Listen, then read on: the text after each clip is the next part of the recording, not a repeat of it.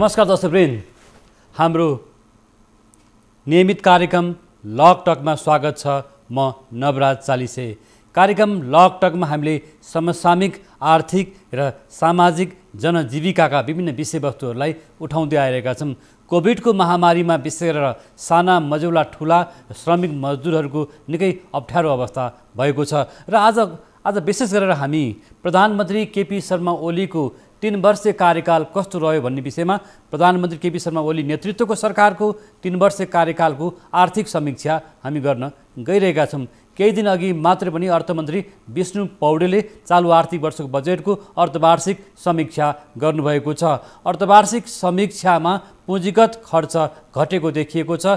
14-15% हाराहारीमा मात्रै भएको छ 6 महिनाको अवधिमा र दात्री निकायहरू दात्री समुदायले पनि नेपालमाथिको विश्वास घटाउँदै गएको अवस्था देखिन्छ। सरकारले बजेटको आकार खुम्चाउँदै गएको छ। के कारण त अर्थशास्त्रीहरूले यो विषयलाई अत्यन्त नजिकबाट हेरिरहेको अवस्था छ। मूलतः संसद पुनर्स्थापना हुन्छ या निर्वाचन हुन्छ हुँदैन भन्ने विषयले यतिखेर राजनीतिक अन्यलता बढाइरहेको छ। यो राजनीतिक अन्यलको कारणले गर्दा लगानी अर्थात् अर्थतन्त्र झन बढी सङ्कटमा पर्न सक्ने आशंका गरिएको छ। यिनै सन्दर्भमा आज हामी कुराकानी गर्न गइरहेका छौँ। अर्थशास्त्री अर्थविद नेपाल राष्ट्र ब्याङ्कका पूर्व गभर्नर दिपेन्द्र बहादुर छेत्री, उहाँ राष्ट्रिय योजना आयोगको पनि उपाध्यक्ष भएर काम गरिसक्नु भएको छ। आज हामी उहाँसँग प्रधानमन्त्री केपी शर्मा ओलीको सरकारको 3 वर्ष कार्यकालको समीक्षा गर्न गइरहेका छौँ।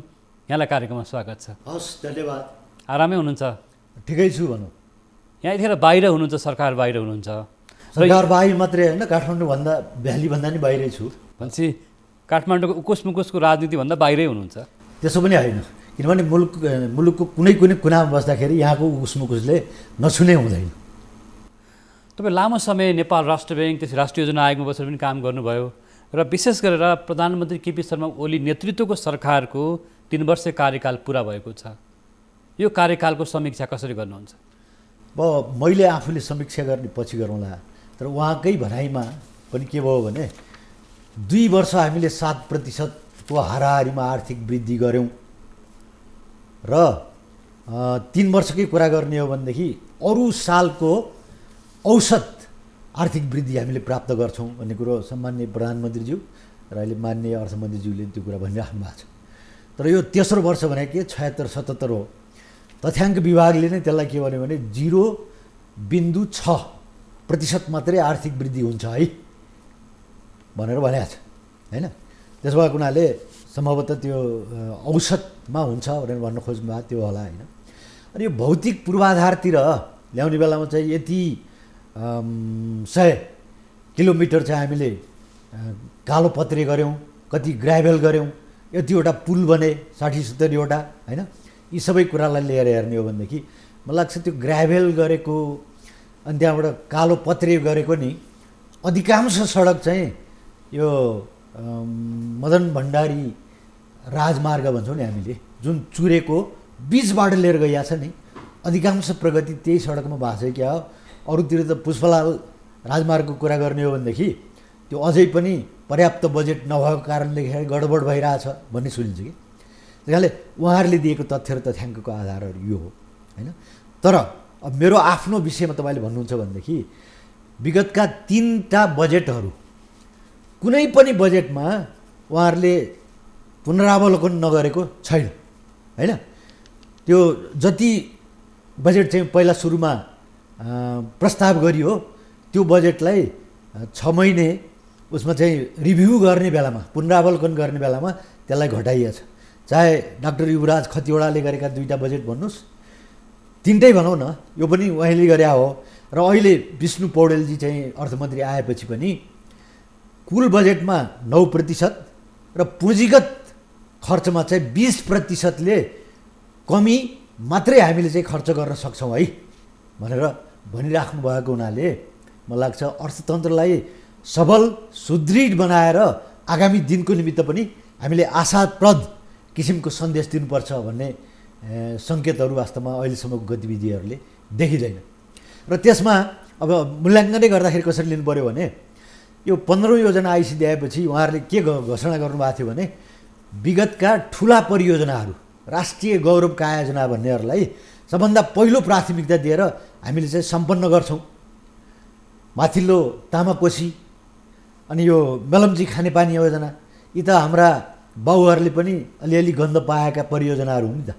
भनेपछि त्यो 2 वर्ष 3 वर्षभित्रमा त हेर हामीले यो सकेर चाहिँ अब अरूमा सुरु गर्दैछौँ है भन्नुपर्ने थियो र अझै पनि कति वर्ष लाग्ने हो भन्ने कुराको ठेगान यकिन कुराहरू चाहिँ वास्तवमा सरकारबाट आउन सकिरहेको अवस्था छैन।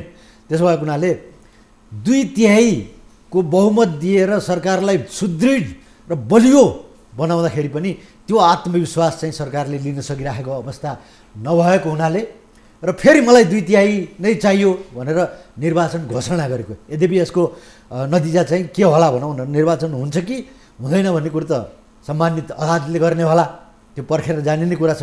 त्यसले सरकार चाहिँ आफैमा धर्म रहेको, आत्मविश्वासको अभाव भएको यी सबै कुरा देखिएको हुनाले यो आर्थिक क्षेत्रमा पनि यसको प्रभाव चाहिँ तड्कारो रूपमा देखिएको छ। त्यस्तो रूपबाट लिनुपर्ने हो। तर पछिल्लो 2/3 बहुमत प्राप्त सरकार हुँदा पनि र सरकारलाई काम गर्न दिएन भनेर प्रधानमन्त्री सोमले भन्दै आउनुभएको छ। प्रधानमन्त्री केपी शर्मा ओलीले विशेष गरेर सत्तारूढ दलभित्रकै एउटा भनौँ न यो आन्तरिक कलहको कारण गर्दा त्यो कलहमा प्रचण्ड माधव नेपाल समूह र केपी शर्मा ओलीको समूह बीचको मनमुटाव सडकमै पोखिएको छ कि मनमुटावबाट यो राजनीतिक आन्तरिक कलहबाट अर्थतन्त्र प्रभावित भएको हो? त्योभन्दा पनि कसरी लिनु पऱ्यो भने 3 वर्षसम्म मैले त माउन्ट एभरेस्ट चढेँ भनेर उहाँले 2 घन्टासम्म आफ्ना एचिभमेन्ट भनौँ न उपलब्धिहरूको विषयमा भनिराख्नु भएको छ भनेपछि कुन चाहिँ कुरामा काम गर्न दिएन नि त होइन। त्यस कारणले यी भौतिक पूर्वाधारदेखि लिएर कतिपय परियोजनाहरू पछाडि परे भनेर कङ्क्रिट किसिमको उदाहरण त वास्तवमा सम्माननीय प्रधानमन्त्रीज्यूले पेस गर्न सक्नु भएन नि त। त्यसो भएको हुनाले मैले त्यो कुरासँग सहमत हुन सक्ने परिस्थिति चाहिँ वास्तवमा रहेन। किन भनिरहेको छु मैले भन्दाखेरि नि त्यो त आन्तरिक कलहको कुराले त यो पारिवारिक झगडा त्यो पार्टीको कुरा एकातिर रह्यो होइन।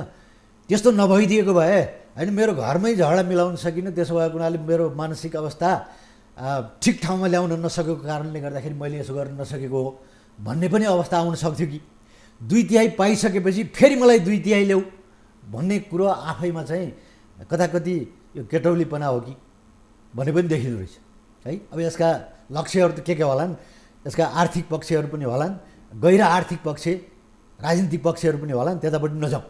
त्यसो भएको हुनाले काम गर्न दिएन भन्ने कुरा र 2 घन्टासम्म मैले यति अचिभ गरेँ भन्ने कुराहरू आफैमा विरोधाभासी भएको हुनाले हामीले कसरी बुझ्ने भन्ने विषयमा पनि हामी स्पष्ट छौँ भन्ने कुरो चाहिँ राख्न चाहन्छु। जस्तो प्रधानमन्त्रीज्यूले विकास र समृद्धिको नारा अगाडि सार्नु नै भएको हो। रेल ल्याउने, पानी जहाज ल्याउने होइन, फास्ट ट्र्याकहरू बनाउने, विकास निर्माणलाई एकदम द्रुत गतिमा अगाडि बढाउने भनिरहँदाखेरि उहाँसँग झन्डै अर्थशास्त्री अनुभवी चाहिँ अर्थमन्त्री पनि हुनुहुन्थ्यो। के कारण हामी काम गर्न सकेनौँ त? किन अलमलमा पऱ्यौँ त हामी? के रहेछ भने जनताको सामुन्यमा घोषणा गर्ने र कार्यान्वयन गर्ने कुरा एकदमै फरक रहेछ भन्ने कुरो म एउटै मात्रै उदाहरणबाट भन्छु।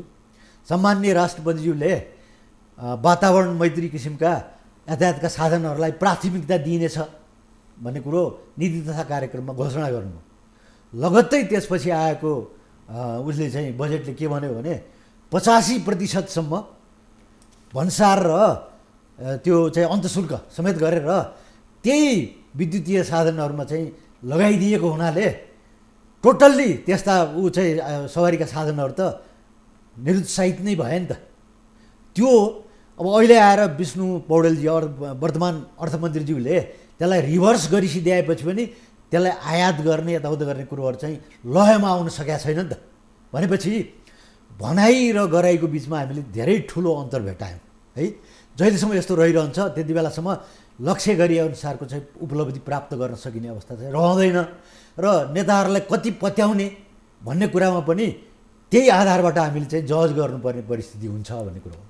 कोभिडको महामारीले पनि अर्थतन्त्र थला परेको छ भन्ने कुरा देखिएको छ। साना मझौला होइन श्रमिक मजदुरहरू प्रभावित भएको अवस्था छ र सरकारले अथवा राष्ट्र ब्याङ्कले आफै पनि गभर्नर भएर काम गरिसक्नु भएको छ राष्ट्र ब्याङ्कमा। तर पनि पर्याप्त रूपमा एउटा सहुलियतको प्याकेज आउन सकेन अथवा ब्याङ्क वित्तीय संस्थाबाट कार्यान्वयन हुन सकेन, जो लक्षित वर्गमा पुग्न सकेन भन्ने गुनासो पनि छ। यसले गर्दा बेरोजगारी बढायो। अहिले पनि युवाहरू बाहिर गएको देखिन्छ, लड्को लागेको देखिन्छ, भारत, खाडी, मलेसिया, अन्यत्र देशमा, होइन? यो अवस्था त रहिरह्यो नि।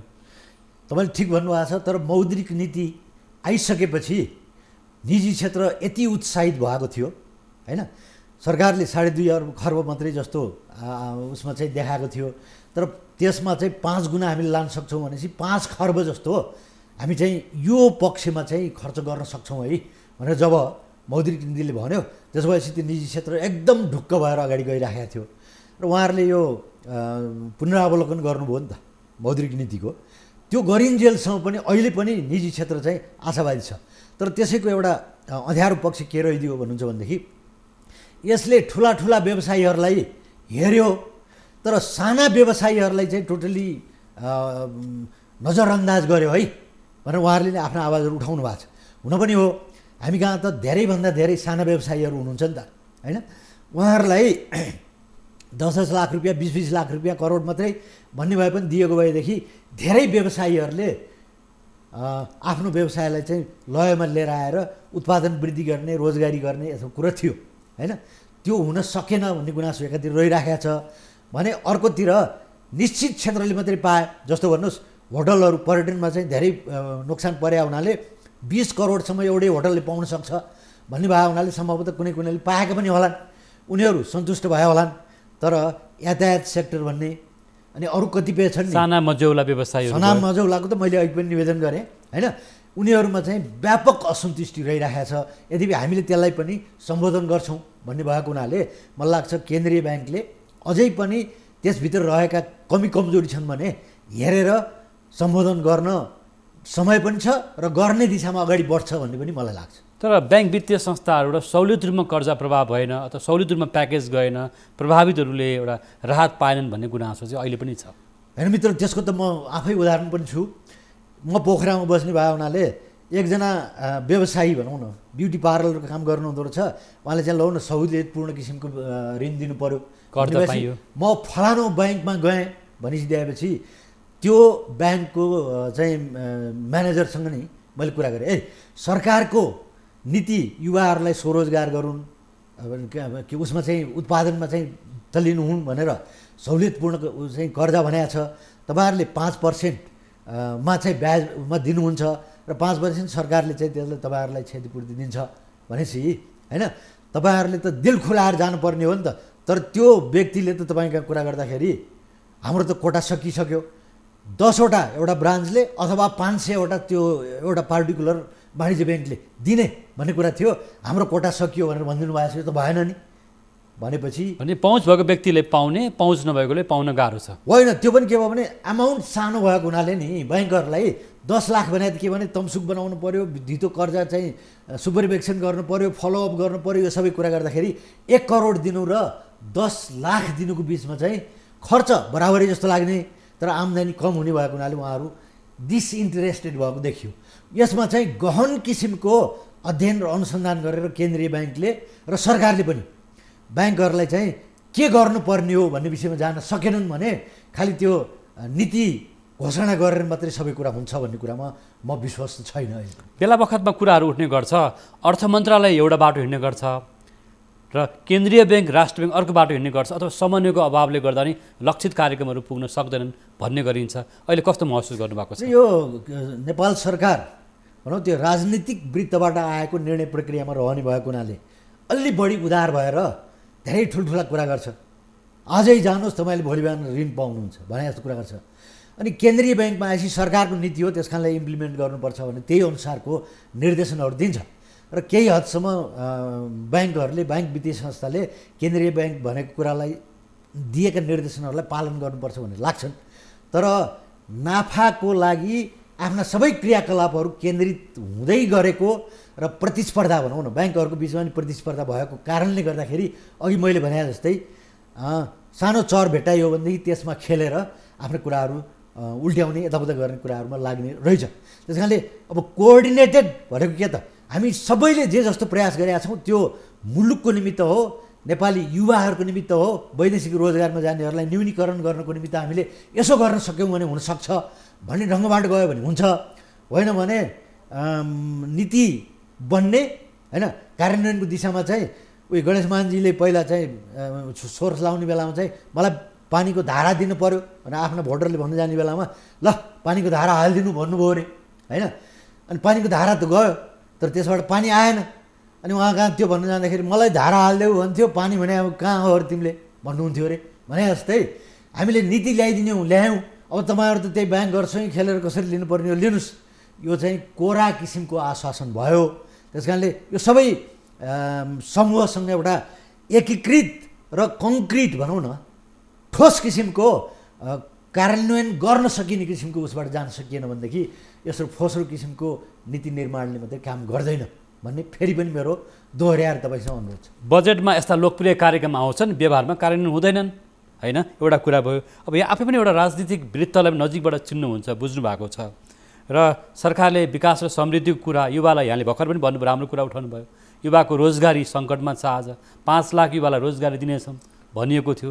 कोभिडको महामारी, कोरोनाको महामारी भइरहँदा पनि हाम्रा युवाहरू भारत जान गौरीफन्ट नाकाबाट, नेपालगञ्ज नाकाबाट अथवा भनौँ न यता खाडी अथवा मलेसिया गएको हामी देखिरहेका छौँ, जान बाध्य छन्।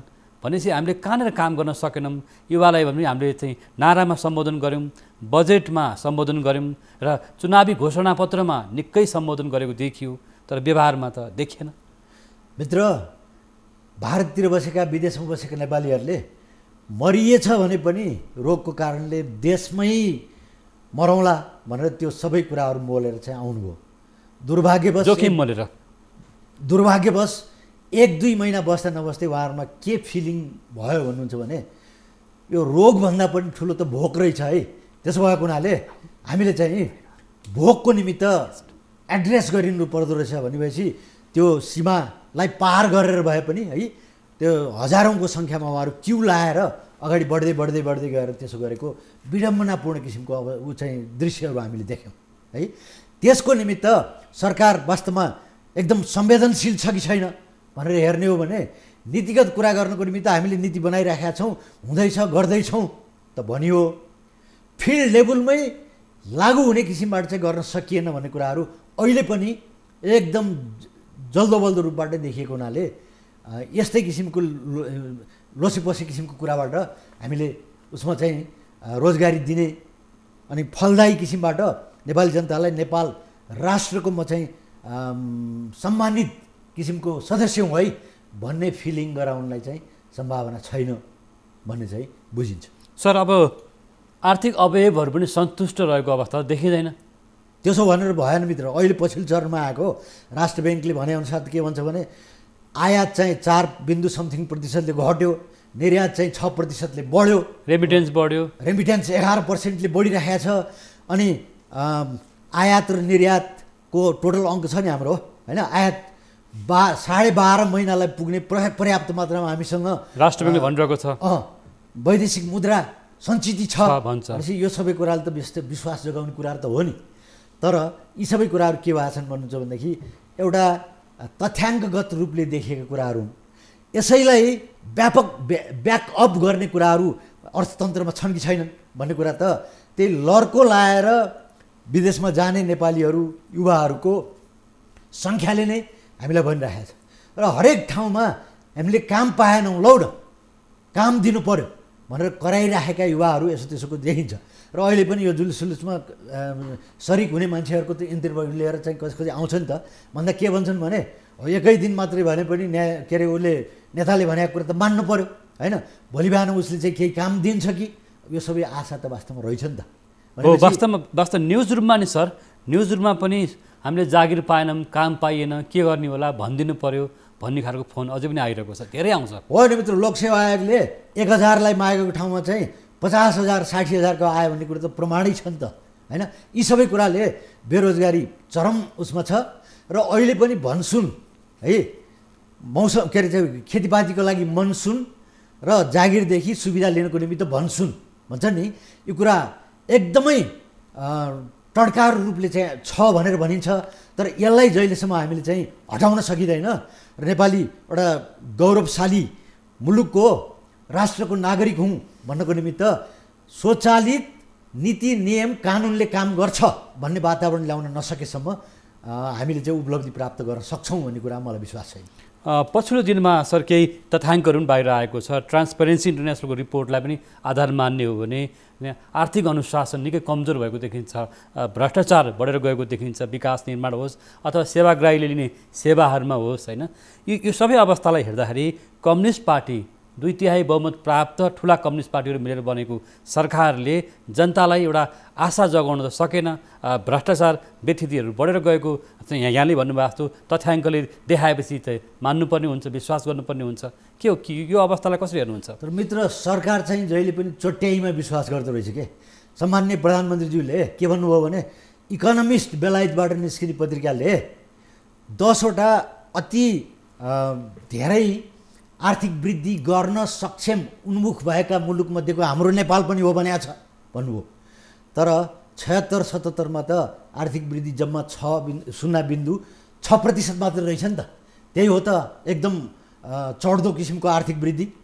अब हामीले पुँजीगत खर्च गर्न सकेनौँ भनेर 20% घटाएकै छौँ र यो आर्थिक वर्षको आखिरीसम्ममा हामीले कति खर्च गर्छौँ भन्ने थाहा पनि छैन। तर बजेटमा 7% को आर्थिक वृद्धि हुन्छ भन्ने कुरो अहिले पनि हामीले त्यसलाई चाहिँ विथड्र गरेका छैनौँ भने सरकारले भनेका कुराहरूलाई मान्ने दिशामा गयौँ भने हामीले धोका खान्छौँ भन्ने कुरा कताबाट हुन्छ भनेदेखि आफूलाई मनपर्ने किसिमको र अनुकूल हुने किसिमको कोट गरिँदो रहेछ। तपाईँले भने जस्तै यो ट्रान्सपेरेन्सी इन्टरनेसनलले भ्रष्टाचार बढ्यो, त्यसमाथि नि कार्यकारिणी भनेको छ कि त्यसका उच्च पदस्थहरू नै यसमा संलग्न छन् भनेर इन्डिकेट नै गरेको छ नि त माथिल्लो कुर्सीवालाहरूले। भने यस्ता कुराहरूलाई खारेज गर्ने जुन प्रवृत्ति छ त्यो मौकावाद हो, यथार्थता होइन। यसो गरिन्जेलसम्म जनताहरूको आँखामा छारो हाल्न सकिन्छ तर उपलब्धिहरू हासिल गर्न सकिँदैन भन्ने मेरो तर्क हो मित्र। पछिल्लो दिनमा न्यायात्मक निकायहरू छ जस्तो अख्तियार दुरुपयोग अनुसन्धान आयोग, सम्पत्ति शुद्धिकरण विभाग, यस्ता अनुसन्धानमा गर्ने अरू संस्थाहरू पनि छन्, प्रहरी होला अथवा सिआइबी होला, त्यो आफ्नो ठाउँमा छ। कि हाम्रो नियामक निकायहरूले जुन भूमिका निर्वाह गर्नु पर्थ्यो त्यो भूमिका निर्वाह गर्न के नसकेको हो अथवा अप्ठ्यारो भएको हो अथवा राजनीतिक हस्तक्षेपको कारणले गर्दा एउटा निष्पक्ष रूपमा काम गर्न सकिएन?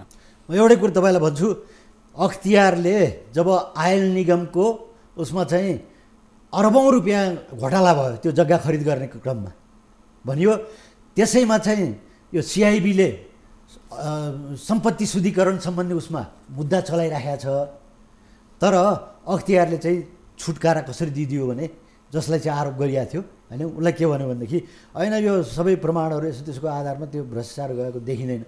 तर त्यो पैसा कहाँबाट आयो त भन्ने कुराको त्यसले जवाफ दिँदैन। तर पछि गएर के भन्छ भने यसमा यी त्रुटिहरू पनि देखिएका छन्, आगामी दिनमा अरूमा सच्याउनु होला है, त्यसैमा पनि कैफियत रहेछ भन्ने कुरो त भन्यो नि। यी सबै कुराहरू हुन्छन् भने कुन चाहिँ संस्थालाई विश्वास गर्ने भनेर शङ्का गर्नुपर्ने ठाउँ छ र यसमा कताकति एक्जिक्युटिभ लेभलबाट त्यो हस्तक्षेप भएको कारणले यस्तो भएको भनेर जुन चाहिँ चुई हल्लाखल्ला आउँछ नि हो, त्यसमा केही सार्थकता छ कि भन्ने कुरा मान्नुपर्ने परिस्थिति चाहिँ वास्तवमा आएको छ। जस्तो यहाँले अत्यन्तै नजिकबाट हेर्दै पनि आउनुभएको छ, गभर्नरको रूपमा पनि, राष्ट्रिय योजना आयोगको उपाध्यक्षको भइसकेको व्यक्तिको नाताले पनि समाजमा पछिल्लो दिनमा कालो धनको बढी प्रयोग भयो, सम्पत्तिको स्रोत नखुलेको सम्पत्तिहरू बाहिरिए भन्ने कुरा गरिदो रहेछ नि सर, के हो? त्यो मित्र अस्तिको एउटा बुटोलकी कहाँको चाहिँ आम सभामा मैले त तपाईँहरूले जस्तै ल्याएको पत्रिका पढेर छापाउने हो कि खालि यो इलेक्ट्रोनिक व्यवस्था मात्रै छ नि, धेरै मान्छे आएको हुनाले धेरै ठाउँमा माइकहरू राख्नु पऱ्यो के गर्नु भनिएको छ नि, त्यसको लागि मात्रै 14 लाख रुपियाँमा कन्ट्र्याक्ट गरिएको हो भनियो। कन्ट्र्याक्ट पो त्यो हो त, पर्फर्म गरिसकेपछि कति दिनुपर्ने हो त्यो कुरो त खुलेन नि, खालि एउटा माइकिङ सिस्टमको लागि मात्रै त्यति खर्च गरिएको छ। अब यसो विचार गर्नुहोस्, अब त्यो पैसा कसले खर्च गर्यो, कहाँबाट आयो भनेर हेर्ने कसले? किनभने त्यो त सत्तामा रहेका दलले आयोजना गरेका कुरा हो, कसले हेर्ने त्यहाँ? भनेपछि यस्ता घटनाहरू परिघटनाहरू हुँदै जान्छन्, गर्दै गइँदो रहेछ र हामीले बिर्सिँदै जाँदा रहेछौँ र त्यसले चाहिँ मुलुकलाई बडा ठुलो खाल्डोमा हाल्दो रहेछ भन्ने कुराको पनि हेक्का राखेर कार्यान्वयनमा गर्नको निमित्त कारबाही गर्नको निमित्त अगाडि नबढ्दाखेरि हामी जहिले पनि मार खाइराखेका छौँ। विशेष गरेर सम्पत्ति शुद्धिकरणको रिपोर्टिङ एउटा म आफै पनि संलग्न भएको थिएँ त्यो रिपोर्टिङमा, जहाँबाट राष्ट्र ब्याङ्कबाट पर्याप्त सूचना, राष्ट्र ब्याङ्कको FIU होइन फाइनेन्सियल इन्फर्मेसन युनिटबाट सूचना जानुपर्ने हो, त्यो पर्याप्त नआइकन हामीले अनुसन्धान गर्न सकिरहेको छैनौँ। त्यस्ता केसहरू एकदमै कम, यो 4-5 वर्षको अवधिमा हेर्ने भने धेरै कम भएको देखिँदो रहेछ सर। वास्तवमा यो के, यो संयन्त्रहरू बिचको समन्वयको अभाव हो या के कारण होला? अहिले सामान्यतया के हो भने केन्द्रीय ब्याङ्क र ब्याङ्किङ सेक्टरको कुरा गर्दाखेरि होइन, ब्याङ्क टु ब्याङ्क कुनै रकम आएको छ यताउता छ भनेदेखि, किनभने उतापट्टिको नियामक निकायले पनि पुरापुर खानतलासी मतलब चाहिँ जाँचबुझ गरेर यताउता गरेर मात्रै ट्रान्सफर गरिदिने हो। किनभने $10,000 भन्दा बढ्ता को ट्रान्ज्याक्सन गर्ने हो भनेदेखि त्यो त अमेरिकाको लागि पनि सम्बन्धित निकायमा खबर गरिदिनुपर्ने हुन्छ। हाम्रो यहाँ पनि 10 लाख भन्दा बढ्ता भयो भने सहकारीमै पैसा छ भने पनि त्यो FIU मा तपाईँले भने जस्तै रिपोर्टिङ गर्नुपर्ने हुन्छ नि। त्यस कारणले ब्याङ्क टु ब्याङ्क यस्ता आएका कुराहरूमा सितिमिति घोटाला हुँदैन भन्ने एउटा अवधारणा हुन्छ होइन। त्यसो भएको हुनाले त्यो सूचनाहरू त्यसरी चाहिँ कम भएको हुनसक्छ भन्ने एकातिर लाग्छ। र अब तथ्यले विभागको अनुसन्धानलाई हेर्ने हो भने धेरै कम मात्र अनुसन्धान भएको देखिन्छ। त्यो डाटाहरू नि हामीसँग छ होइन, तर थोरै कम, जस्तो कारबाहीको प्रक्रिया एकदमै कम, केसहरू एकदम कम चलेको देखिन्छ।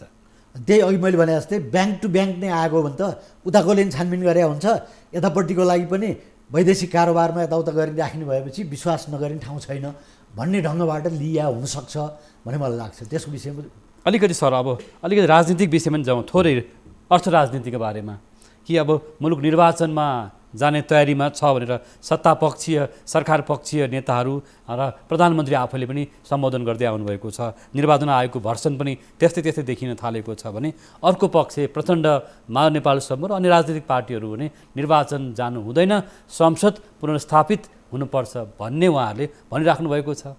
यो दुईवटा धार त दुईतिर देखिन्छ। अब आर्थिक अवयवहरू पनि चलाउनु पर्ने अवस्था छ, कसरी हेर्नुभएको छ?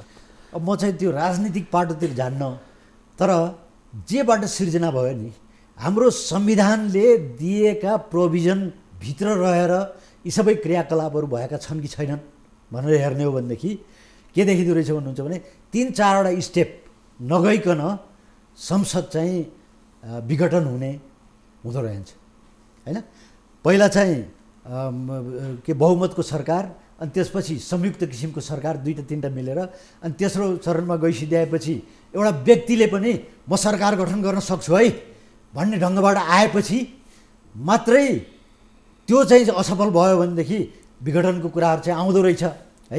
यो हेर्दाखेरि प्राइमा फ्यासी भन्छन् उसमा चाहिँ कानुनी भाषामा, त्यसले के भन्छ भने यी सबै कुराहरू नभएको हुनाले जुन कुराको जस्टिफिकेसन के भयो भने धेरै के अब अलमोस्ट सबैका सबै पत्रकारहरूले, अलमोस्ट सबैका सबै न्यायिक क्षेत्रमा काम गर्ने वकिलहरूले होइन, त्यति पूर्व प्रधान न्यायाधीशज्यूहरू पनि 4-4जना पूर्व प्रधान न्यायाधीशहरूले पनि पहिला सुरुमा मात्रै होइन उहाँहरूमाथि अवहेलनाको मुद्दा लगाइसिदिएपछि पनि त्यो विचारमा उहाँहरू अहिले पनि दृढ हुनुहुन्छ भनेपछि संविधानको पक्षमा यति धेरै व्यक्तिहरू छन्। त्यसो भएको हुनाले संविधानलाई पालना गर्ने कि नगर्ने भन्ने कुराको मात्रै टेस्ट हो होइन। यो सबै कुरा हुँदाखेरि म त के देख्छु भने निर्वाचन भएछ भने पनि हामीलाई भड्खालोमा हाल्ने अवस्थामा गइरहेको छ, आर्थिक डिरेल हुन जान्छ। किनभने 2/3 सरकार हुँदाखेरि पनि त्यहाँ यसरी चाहिँ मध्यावधि निर्वाचन भएर जान्छ भने त्यहाँ लगानी गर्ने के अवसर छ त भन्ने कुरो अहिले पनि यही आर्थिक वर्षमा पनि वैदेशिक लगानी पनि घटेको छ। अनि विदेशबाट आउने ऋणमा पनि भन्नुहुन्छ भनेदेखि 2,79 अर्ब के 3 खर्बै रहेछ, हामीले आशा गरेको 2,35 अर्ब मात्रै आउने आकलन गरेको छ यो 6 महिनाको लागि। वैदेशिक अनुदानमा 60 अर्ब 52 करोड रहेछ, त्यसमा चाहिँ जम्मा 35 अर्ब मात्रै आउँछ भनिएको छ। वैदेशिक लगानीको कुरा गर्नुहुन्छ भनेदेखि त त्यो आधा नै घटेर गइरहेको छ। भनेपछि विदेशीहरूलाई पनि हामीले विश्वास दिलाउन सक्ने परिस्थिति त हामीले सिर्जना गरेनौँ नि त होइन। यस्तो परिस्थितिमा आर्थिक वृद्धि समृद्धि, सुखी नेपाली समृद्ध नेपाल, त्यही हो सत्ताको छेउछाउमा बसिराखेकाहरूले मादल बजाउने र यताउता गरेपछि महस चाट्ने यताउता गर्ने, अनि त्यहाँबाट चाहिँ नाराहरू जुलुस गरेर गर्ने कुरामा चाहिँ समृद्धि भेटाइएला, तर दिगो किसिमबाट आर्थिक विकासको निमित्त र समृद्धिको निमित्त पाइला चाल्ने दिशामा हामीले गरेनौँ र खुट्टा चाहिँ बाङ्गै रहेको भएको हुनाले दृढ रूपले चाहिँ खुट्टा टेकेर अगाडि बढ्न सक्ने परिस्थिति बनेको छैन भन्ने मेरो धारणा हो। प्रधानमन्त्रीज्यूले त यही हो लोकतान्त्रिक माध्यम, यही हो लोकतान्त्रिक धार निर्वाचनै हो भनिराख्नु भएको छ नि त।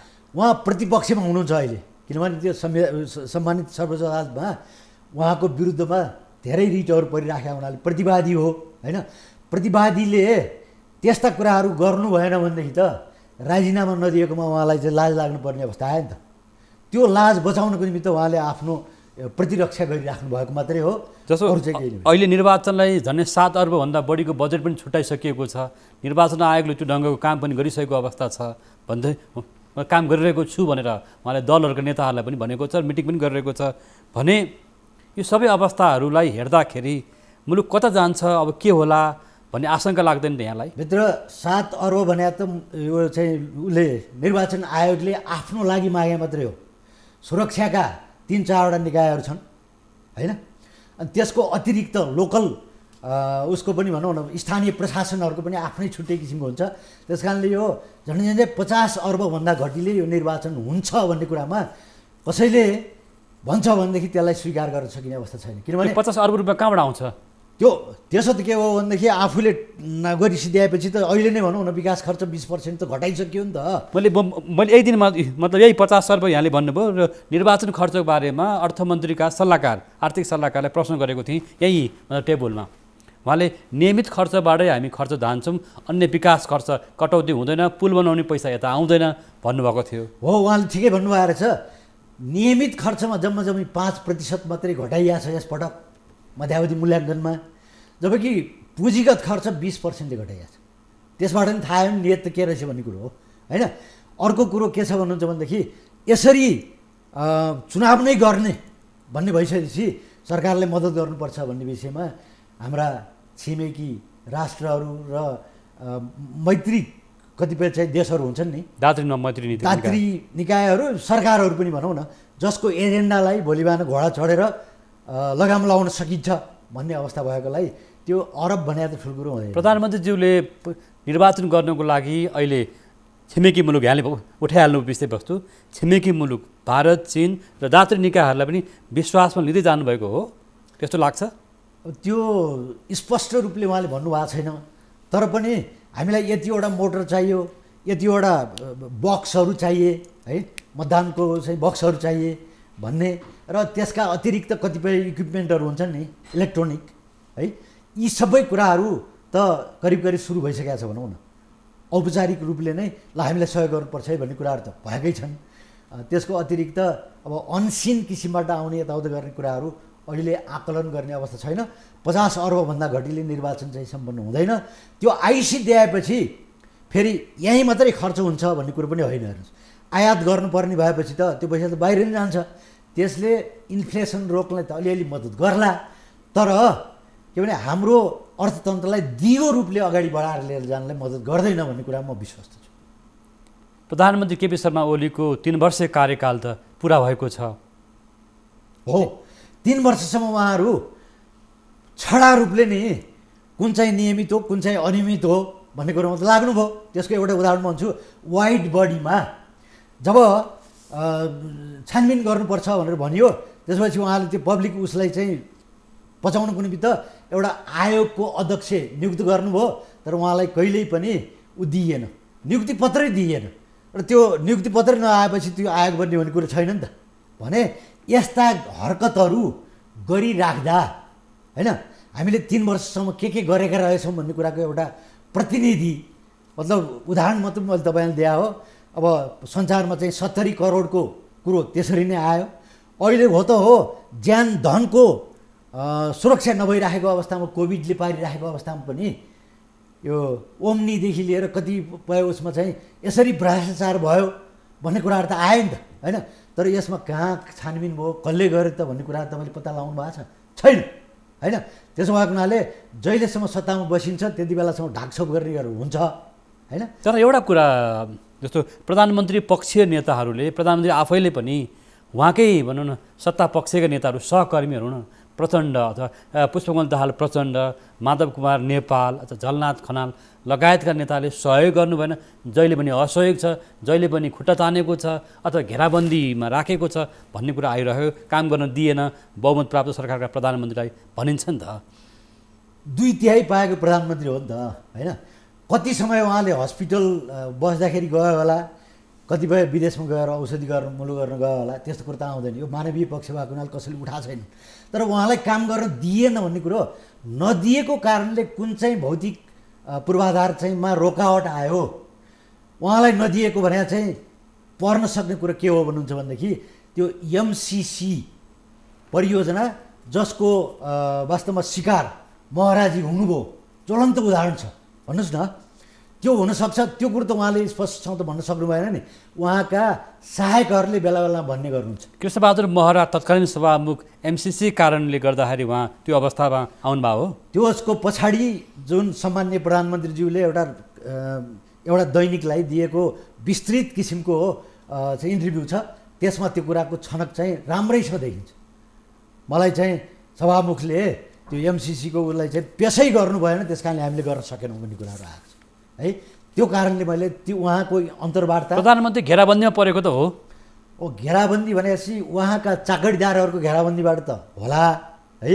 तर उहाँका उसलाई त सहकर्मीहरूलाई त उहाँले टेर्नु भएन नि। म बैठकमा नि जान्न, तपाईँहरूले गरेको उसमा चाहिँ म हाजिर पनि हुन्न भनिसिद्ध्याएपछि त घेराबन्दीमा पर्न सक्ने अवस्था त रहेन नि त। उहाँले जे कुरा गर्न चाहेको छ त्यो कुरो त गरेरै छोडिदिनु भयो। यही संसद विघटन गर्ने बेलामा पनि ल म 10 मिनटमा आउँछु है भनेर हिँडे मान्छे त उहाँ चाहिँ त्यो मिटिङमा आउनुभन्दा अगाडि नै शीतल निवासबाट संसद विघटनको घटना भइरहेको थियो होइन। त्यसो भएको हुनाले उहाँले गर्न चाहेको कुरा त गर्नु भएको थियो होइन। बाहिरबाट देख्दाखेरि देखिएको भित्री कुराहरू त उहाँहरूले जान्नुहुन्छ। हामी भित्री राष्ट्रपति निवासको कता राष्ट्रपति कार्यालयको जुन काम कारबाही त विवादास्पद बन्दै गएको छ भनेर त्यो टिका टिप्पणी पनि भइरहेको छ, त्यो आफ्नो बाटो होला। तर आर्थिक अवयवहरू, अर्थतन्त्रहरू अथवा कोभिडको महामारीपछि परेको समस्या झन् त बल्झिनु भयो। अब 18 अर्ब त कोभिडको लागि अहिलेसम्म खर्च भइसक्यो भनिएको छ। 41 अर्बभन्दा बढ्ता हामीलाई लाग्छ है भनिएको छ। त्यो कहाँबाट लिएर आउने हो भन्ने कुरो स्रोत निश्चित छैन। कसले अनुदान दिन्छ भनेर खोजिरहेको छौँ। यद्यपि सरकारले के भनेको छ भने त्यसको लागि स्रोत चाहिँ हामीले निश्चित गरेका छौँ है भनेको छ। त्यो गर्ला पनि त्यो आफ्नो ठाउँमा रहिरह्यो। त्यसो भएकोले हाम्रो बजेट चाहिँ डिरेल हुने कुराहरू र हाम्रो अर्थतन्त्रले एकदम दृढ निश्चितका साथ अगाडि बढ्ने कुराहरूमा चाहिँ शङ्काहरू बढ्दै गइरहेछ र सन्देह चाहिँ झन् दृढ भइरहेको कुरामा म विश्वस्त छु। अन्त्यमा अर्थमन्त्री विष्णु पौडेल र गभर्नर महाप्रसाद अधिकारीलाई तपाईँको सुझाव के छ? उहाँहरूले नेपाली जनताको चाउरिएको अनुहारलाई हेरेर होइन, तराई मधेस हिमालमा आफ्ना विचारहरू राख्न नसक्ने परिस्थितिमा आफ्नै धुनमा व्यवसाय गरिरहेका व्यक्तिहरूको होइन हितलाई ध्यानमा राखेर नीति बनाउनुस्। त्यो नीति फोनी भन्छन् के, कार्यान्वयन गर्न नसक्ने होइन, कार्यान्वयनमा लिएर जाने नै हो। त्यस्तो किसिमको बनाइदिन सक्नुभयो भने तपाईँहरूले रोजगारी सृजना गर्ने भन्ने अनि सहुलियतपूर्ण कर। पछिल्लो दिन प्रधानमन्त्री सेयर बजार बढेर हर्षित पर्नु हुन थाल्नु भएको छ। अर्थमन्त्री आफै खुसी हुन थाल्नु भएको छ। सेयर बजारमा लगानीकर्ताहरू चहलपहल बढेको पनि अवस्था देखिन्छ। 2600 भन्दा माथि जब नेप्से सूचक पुगिसक्यो त्यसपछि उहाँलाई त आनन्द लाग्ने कुरोहरू त होला। तर त्यसको मूल जरो के त भन्दाखेरि 70 अर्ब 75 अर्बभन्दा बढ्दा त सेयर मार्केटमा मात्रै यो 5-6 महिनामा चाहिँ खर्च भएको छ, मतलब चाहिँ लगानी भएको छ ब्याङ्कहरूको नि होइन। ब्याङ्कहरूले अलिकति टाइट गर्न लाग्यो भनेदेखि त्यो क्र्यास भएर यसरी जान्छ कि कुरा गरेर साध्यै छैन। यदि सेयर बजार क्रास भयो भने 75 अर्ब रुपियाँ जोखिममा पर्ने देखियो नि त। होइन, जोखिम चाहिँ त होइन, किनभने त्यो त ब्याङ्कहरूको लागि जोखिम हुँदैन। उहाँहरूले जसरी भए पनि त्यो त पुरा गर्नुपर्ने हुन्छ होइन। अहिलेसम्म त बढिराखेको कारणले गर्दाखेरि सबै हौसिएर प्रयोग गरिराख्नु भएको छ। तर ब्याङ्किङ सेक्टरबाट ऋण दिने कुरा बिस्तारै घट्दै गयो भनेदेखि त्यसरी क्र्यास हुन सक्ने सम्भावना पनि बढी छ, किनभने विगतको अनुभवबाट त्यही नै हो। हुन्छ, लगानीकर्ताले विचार गर्नु पर्यो। होइन, त्यो त उहाँहरूले विचार गर्नु पर्ने त हिजै पनि थियो, आज पनि छ होइन। त्यो त नीति निर्माताहरूले पनि ब्याङ्किङ सेक्टरको रकमलाई उत्पादनशील क्षेत्रमा रोजगारी वृद्धि गर्ने कुरामा लैजाने कि यस्ता किसिमका काल्पनिक उसहरूमा चाहिँ अगाडि बढाएर लिएर जाने भन्ने कुराहरू ध्यान दिएर जान सकियो भनेदेखि यो पनि स्वस्थ किसिमबाट चाहिँ अगाडि प्रमोट भइराखेको लगानी हो भने जस्तो मलाई लाग्दैन। त्यसो हुनको लागि के हुनुपर्थ्यो भने उहाँहरूले अरू क्षेत्रबाट आर्जन गरेको रकम ल्याएर पुँजी बजारमा लगानी गरेको भएदेखि हुन्थ्यो। त्यहीँ पनि के भने इन्डियाको पुँजी आएर बस्यो भनेर आशंका मान्ने पनि ठाउँहरू देखिरहेछ। 10 अर्बभन्दा बढ्ता एकै दिनमा 60 अर्ब बराबरको चाहिँ ट्रान्ज्याक्सन भइरहेछ भन्ने कुरा आएको छ क्या। नेपाली अर्थतन्त्रभित्रबाट त्यसरी गर्न सकिने परिस्थिति छ कि छैन भनेर हेऱ्यो भनेदेखि छैन होइन। त्यस कारणले त्यो जोखिममा छ कि भनेर अनुमान गरेको कुराहरू त्यसरी आउँछ। हस् त, तपाईँको खरो विचारको लागि र एकदम अनुभवी विचारको लागि पनि धन्यवाद।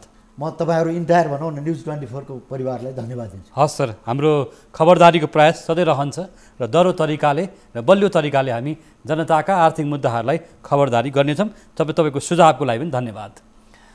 दर्शकवृन्द, कार्यक्रम लकटकको समय पुरा भएको छ। आज हामीले वर्तमान नेपालको राजनीतिक अवस्था र राजनीतिक अस्थिरताले अर्थतन्त्रमा पार्न सक्ने प्रभाव दीर्घकालीन र अल्पकालीनका बारेमा पनि कुराकानी गऱ्यौँ। आज हामीसँग जोडिनु भएको थियो नेपाल राष्ट्र ब्याङ्कका पूर्व गभर्नर तथा राष्ट्रिय योजना आयोगका पूर्व उपाध्यक्ष अर्थविद दिपेन्द्र बहादुर छेत्री। उहाँको समयको लागि पनि धन्यवाद छ। हाम्रो कार्यक्रम लकटकको समय पुरा भएको छ। हामी बिदा माग्छौँ। नमस्कार।